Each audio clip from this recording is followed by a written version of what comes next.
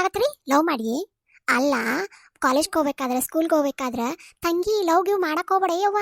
ಯಾಕಂದ್ರೆ ಹುಡುಗರು ಸರಿ ಇಲ್ಲ, ಜೀವನ ಚೆನ್ನಾಗಿರಂಗಿಲ್ಲ, ಹಂಗಿರಂಗಿಲ್ಲ ಹಿಂಗಿಲ್ಲ ಹಿಂಗಿಲ್ಲ ಅಂದ್ರಿ ಹುಡುಗರಿಂದ ಒಂದು ಡಿಸ್ಟೆನ್ಸ್ ಮೇಂಟೈನ್ ಮಾಡಂತ ಹೇಳಿದಿ ಯವ್ವ, ನೀನೇ ಹೇಳಿದಿವೆ.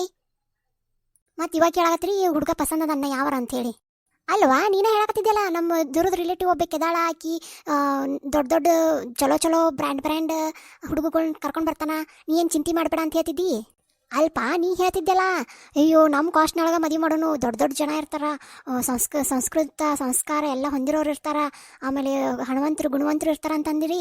ಇವಾಗ ಗೊತ್ತಾಗತ್ತೇನ ಇವಾಗ ಕಡಿಮೆ ಅದಾರ ನಮ್ಮ ಕಾಸ್ಟ್ನೊಳಗೆ ಗುಣವಂತರು ಹಣವಂತರು ಅಂತೆ. ಅದು ಅಲ್ದ ಈಗ ನೋಡಕತ್ತೀನಲ್ಲ ಈಗ ಹೆಂಗಾಗೈತೆ ಅಂತಂದ್ರೆ ನಾವು ಅವ್ರ ಮನೆಗೆ ಹೋದ್ರೆ ನಾವು ಅವ್ರಿಗೆ ಕೆಲಸದಾರ ಬೇಡ, ಕೆಲಸದಾರ ಬದಲಿ ನಮ್ಮನ್ನ ರಿಪ್ಲೇಸ್ಮೆಂಟ್ ಮಾಡ್ಕೊಂಡು ನಾವು ಎಲ್ಲ ಕೆಲಸ ಮಾಡ್ಬೇಕು. ಅವ್ರ ಮಕ್ಳು ಕುಂಡಿ ತೊಳೆದಲ್ದ ಅವ್ರ ಮನೆಯವ್ರದೆಲ್ಲ ಮಾಡೋದಲ್ದ ಎಲ್ಲ ಮಾಡ್ಬೇಕು ನಾವೀಗ. ಅದು ಅಲ್ಲ ನಮ್ಮ ಅತ್ತಿ ಮಾವನ್ ಸಾಕೋದಲ್ಲ ಅವ ಹೊತ್ತಿರೋ ಮಗನ ನಾನು ಮಗನ ಥರ ನೋಡ್ಕೋಬೇಕು.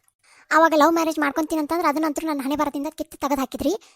ಇವಾಗ ಅರೇಂಜ್ ಮ್ಯಾರೇಜ್ ಮಾಡ್ಬೇಕು ಅನ್ಕೊಂಡ್ರೆ ಏನಿಲ್ಲ ಅಂತ ನಾ ಇವಾಗ ಹೇಳಕತ್ತೀನಿ. ಇನ್ನೂ ಸ್ವಲ್ಪ ದಿನ ನಾ ಇದೇ ಮನೆಯಾಗಿದ್ನಿ ಅಂದ್ರೆ ನಾನು ದೇವಿಯಾಗಿ ಹೊರಗೆ ಹೋಗ್ತೀನಿ. ಹೊರಗೆ ಹೋದ್ನಿ ಅಂದ್ರೆ ಸಾಕು ಕೇಳ್ತಾರೆ ಯಾವಾಗ ಮದುವೆ ಆಕ್ಯವ್ವ, ಯಾವಾಗ ಮಕ್ಳು ಹೇರ್ಕೊಡ್ತೇಯವ್ವ ಅಂತೇಳಿ. ಅವ್ರಿಗಂತೂ ಕೆಲಸ ಇರಂಗಿಲ್ಲ, ಬರೀ ನಮ್ಮ ತಲೆ ಬೇರೆ ಧರ್ಮ ಜೀವನದಾಗ ಏನೈತೆ ಅನ್ನೋದಾಗ ಕೇಳೋದವ್ರದ್ದು. ಇಲ್ಲ ಸನ್ಯಾಸಿ ಸತ್ವ ಸ್ವೀಕರಿಸ್ತೀನಲ್ಲ ಅವಾಗ ಎಲ್ಲರೂ ಬಂದು ನನ್ನ ಪಾದಾರ ನಮಸ್ಕಾರಮ್ಮ ನಮಸ್ಕಾರ ಅನ್ಕೊಂತವ್ರ. ಅವಾಗ ನಿಮಗೆ ಗೊತ್ತಾಗುತ್ತೆ. ಅರೇಂಜ್ ಮ್ಯಾರೇಜ್ ಮೊದಲ ಲವ್ ಮ್ಯಾರೇಜ್ ಬೇಡ ಅಂದ್ರೆ ಈಗ ಅರೇಂಜ್ ಮ್ಯಾರೇಜ್ ಮಾಡೋದು ಹುಡುಗ ಸಿಗೋಲ್ಲ ನಿಮಗೆ. ಎಂಥವ್ನಾರ ತೊಗೊಂಡು ಬರ್ತೀರಿ ಏನಾರು ಮಾಡ್ತೀರಿ ನೋಡುವ, ಹೆಂಗೆ ಮಾಡ್ತಿರೋ ಗೊತ್ತಿಲ್ಲ, ನಿಮಗೆ ಏನು ಮಾಡ್ತಿರೋ ಗೊತ್ತಿಲ್ಲ. ಇನ್ನೊಂದು ಸ್ವಲ್ಪ ದಿನ ಟೈಮ್ ಕೊಡ್ತೀನಿ, ಇಲ್ಲಾಂದ್ರೆ ಹೆಂಗಾದ್ರೆ ಸನ್ಯಾಸಿ ವೇಷ ದರ್ಶಿನಿ ಸನ್ಯಾಸತ್ವ ಸ್ವೀಕರಿಸ್ತೀನಿ ಅಷ್ಟೇ ನೋಡು.